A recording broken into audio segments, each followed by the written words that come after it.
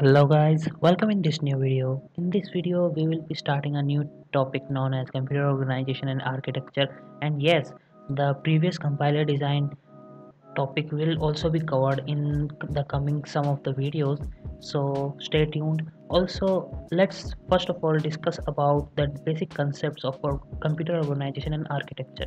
So as we all know that we have memory in our computer, so memory can be classified in basically three hierarchies.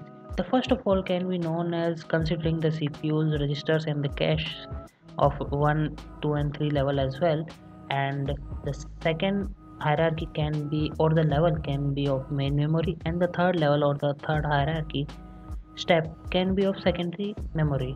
So these all consists of memory that is present in our day-to-day use, and going from left to right, gradually the speed of memory retrieval decreases, and also the cost of procuring these devices also decreases. So coming to the details, so first of all we will discuss some of the jargons that we have in this.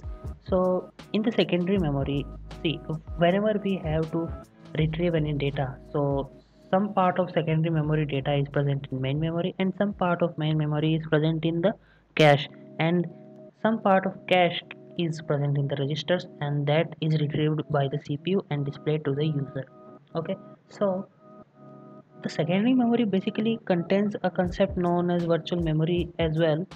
So that will be discussed later on, and the main memory will be having a page table that is actually a concept of paging, and in that page table we will be having different pages, and in the cache we have also three different type of levels, that is the cache 1 level, cache 2 and cache 3. And coming to some of the concepts of retrieval of the information to the user by the CPU, so there can be either, there the information can either be present in these memories or not. So let's see, if the information is present in cache and the CPU wants to retrieve it, then it is known as cache hit, and the time taken for the information to retrieve from the cache is known as hit latency. And if the information or the data is not present in the cache, then it is known as cache miss, and the time taken for this retrieval of information from main memory to the cache is known as miss latency, and these all are checked in the tag directory. Okay, and coming to the main memory, similar kind of thing is there. If the information is present in the pages of the page table in the main memory, we have page hit, and if it is not present, then we have page fault. So the time that the main memory takes to retrieve the information from the secondary memory is known as page fault service time, and these checking of hit or miss are checked via the page table.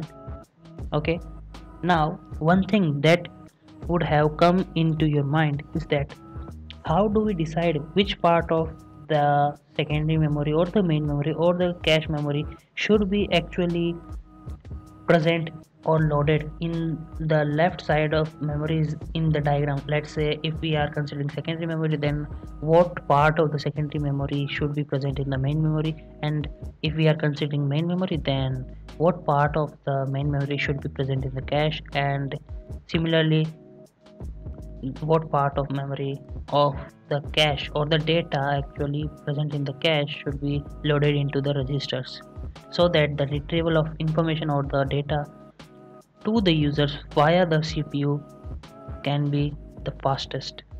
So here the concept of locality of reference comes into play. We have two types of locality of references. First is temporal locality and the second is spatial locality. So discussing about the temporal locality, so this refers to the element or the data that we are actually retrieving, or the block of data that is present near to the recently used element with respect to time. Let's say at time 1 millisecond I was retrieving this particular third box, okay, and in the third millisecond, let's say I again want to retrieve some information, then there are more chances that the information will be present near to this 1 millisecond data. Okay, so this is a temporal locality concept, and spatial locality means that the element that is present in the close proximity to the previously referenced element. So that means, let's say if I have referenced this particular line of the code or the information, so there are chances that again I will be referencing the nearest lines of the code for the information retrieval. So these two are the locality of references that we should know about. So this was it for today, guys, and thank you for listening to me with patience, and I hope to see you guys in the next video. Bye bye.